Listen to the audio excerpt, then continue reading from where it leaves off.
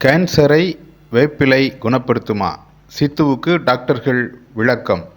இந்திய முன்னாள் கிரிக்கெட் வீரர் நவ்ஜோத் சிங் சித்து அதிரடிக்கு பெயர் பெற்றவர். பாரதிய ஜனதா கட்சியின் எம்எல்ஏ மற்றும் எம்பி-ஆக இருந்த சித்து தற்போது காங்கிரஸில் இருக்கிறார். சித்துவின் மனைவி நவ்ஜோத் கௌர் சித்து. இவர் மகப்பேறு சிறப்பு மருத்துவர். சித்துவின் மனைவி மார்பக புற்றுநோயால் பாதிக்கப்பட்டுள்ளார். தற்போது புற்றுநோய் 4ஆம் நிலையை எட்டியுள்ளதாக கூறப்படுகிறது.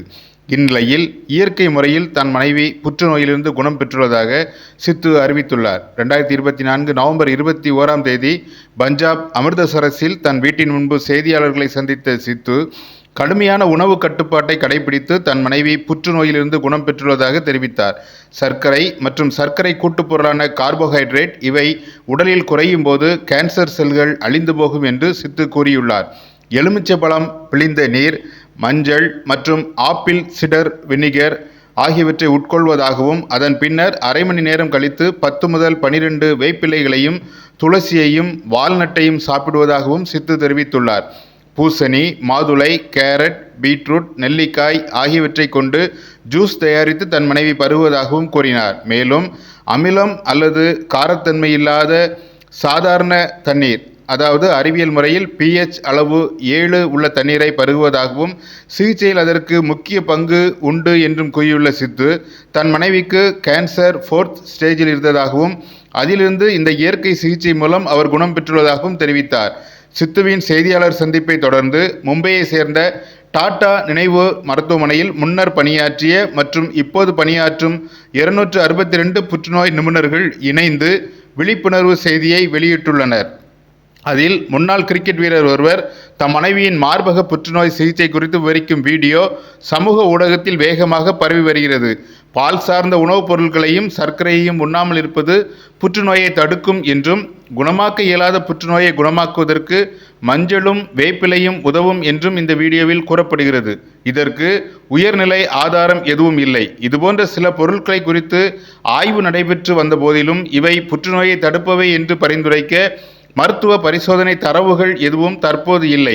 நிரூபிக்கப்படாத தீர்வுகளை நம்பாமல் பொதுமக்கள் புற்றுநோய் பாதிப்பு இருந்தால் தாமதிக்காமல் உடனடியாக தகுதி பெற்ற மருத்துவர்களிடம் சிகிச்சை பெற வேண்டும் என்று அவர்கள் அறிவுறுத்தியுள்ளனர். டாடா மருத்துவமனையின் இயக்குனரும் புற்றுநோய் அறுவை சிகிச்சை நிபுணருமான டாக்டர் CS பிரமேஷ் மருத்துவர்களின் அறிக்கையை சமூக ஊடகத்தில் வெளியிட்டுள்ளார்.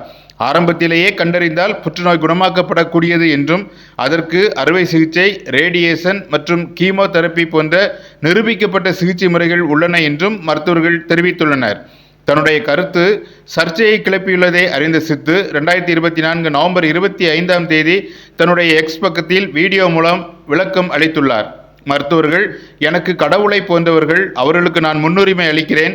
என் வீட்டிலேயே ஒரு மருத்துவர் இருக்கிறார். நாங்கள் மருத்துவர்களிடம் கலந்தாலோசித்தே எல்லாவற்றையும் செய்கிறோம். என் மனைவியின் புற்றுநோய் சிகிச்சையில் அறுவை சிகிச்சைகள், கீமோதெரப்பி, ஹார்மோன் சிகிச்சை எல்லாமும் இருந்தன. புற்றுநோயுடன் அவள் போரிடுவதற்கு இந்திய ஆயுர்வேத பத்திய உணவுகளும் நோபல் பரிசு வென்ற ஜப்பான் அறிவியல் அறிஞர் யோசினோரி ஓகுஸ்மியின் ஆராய்ச்சி சார்ந்த உணவு முறையும் உதவி புரிந்தன. இந்த உணவு முறையை சிகிச்சைக்கு உதவியானதாக கருதி கொள்ளுங்கள். என் தாயார் முழு உலகமுமே உன் குடும்பம்தான் என்று கூறுவார்கள். ஆகவே நாங்கள் பெற்ற நன்மையை அனைவரும் பெற்றுக்கொள்ள வேண்டும் என்று விரும்புகிறோம் என்று தெரிவித்துள்ளார்.